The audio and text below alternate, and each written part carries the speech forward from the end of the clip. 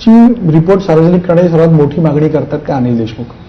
ते वारंवार म्हणतात. त्याचा प्रश्न असा आहे की ते वारंवार म्हणतात की आयोगचे रिपोर्ट सार्वजनिक करावं कारण मला त्याच्यामध्ये क्लीन चिट नाही. तुम्ही त्यांना क्लीन चिट दिली आहे का? आता ते म्हणतात क्लीन चिट दिलेली आहे, पण क्लीन चिट असा कुठलाही शब्द प्रयोग माझ्या अहवालात नाही, एवढं मी स्पष्टपणे सांगू शकतो.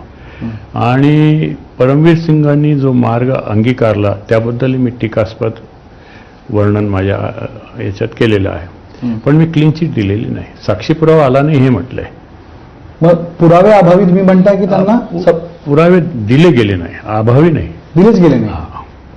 असूनही दिले गेले नाही असं म्हणा तुम्ही. अच्छा, म्हणजे दिले असते तर कुठेतरी confusion आलं असतं. काहीतरी घडलं असतं.